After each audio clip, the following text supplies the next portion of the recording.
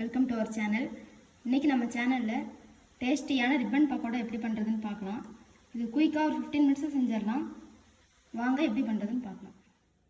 தேவையான இன்க்ரீடியன்ட்ஸ்: தண்ணீர் தேவையான அளவு, பூண்டு 6 பல், மிளகாய்த்தூள் 1 டீஸ்பூன், உப்பு தேவையான அளவு, கடலை மாவு இந்த கப்பில் 1 கப் எடுத்திருக்கேன். இதே கப்லே அரிசி மாவு 2 கப். அரிசி மாவும் கடலை மாவும் நல்லா சலிச்சிட்டு எடுத்துக்கோங்க. ஒரு மிக்சி ஜாரில் நம்ம எடுத்து வச்சுருக்க பூண்டு, உப்பு, கொஞ்சனா அரிசி மாவு இது மூணுத்தையும் ஆட் பண்ணி நல்லா நைஸாக அரைச்சி எடுத்துக்கலாம். இப்போ பூண்டு, உப்பு இதெல்லாம் நைஸாக அரைச்சி எடுத்துக்கிட்டேன். இப்போ இதை நம்ம மாவோடு ஆட் பண்ணிடலாம். இப்போ அரிசி மாவோட கடலை மாவை ஆட் பண்ணிக்கலாம். இப்போ அதோடவே மிளகாய்த்தூள் ஆட் பண்ணிக்கோங்க.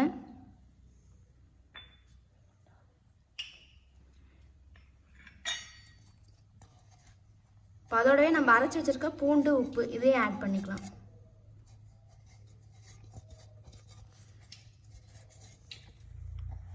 இது எல்லாத்தையும் நல்லா மிக்ஸ் பண்ணி விட்டுக்கலாம்.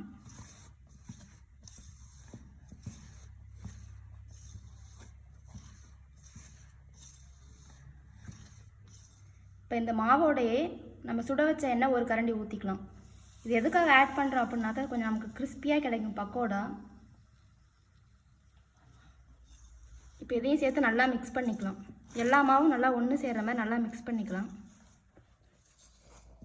உப்பு கரெக்டாக இருக்கான்னு செக் பண்ணிக்கோங்க. கம்மியாக இருந்தால் எக்ஸ்ட்ராவாக ஆட் பண்ணிக்கோங்க.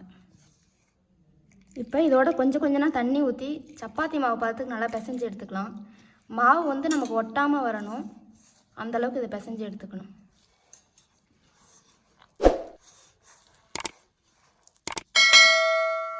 மாவு இந்த பதத்துக்கு நல்லா பிசைஞ்சு எடுத்துக்கோங்க. இந்த மாதிரி அச்சு இருக்கணும் ரிப்பன் பக்கோடாவுக்கு.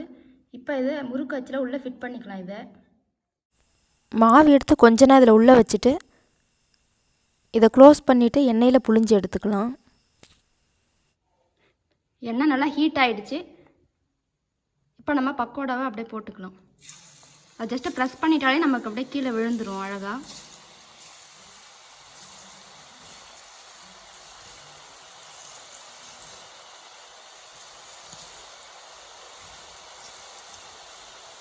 இது நல்லா வேகட்டும், அது வரைக்கும் இது இருக்கட்டும்.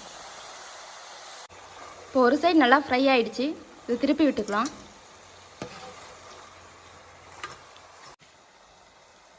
இப்போ பாருங்கள், நமக்கு அந்த பபிள்ஸோட சத்தம்லாம் ஃபுல்லாக கம்ப்ளீட்டாக நின்றுடுச்சு. இப்போ ரிப்பன் பக்கோடாவும் ரெடி ஆகிடுச்சு, நல்லா கிறிஸ்பியாக ஆகிடுச்சு. இப்போ இதை நம்ம எடுத்துடலாம்.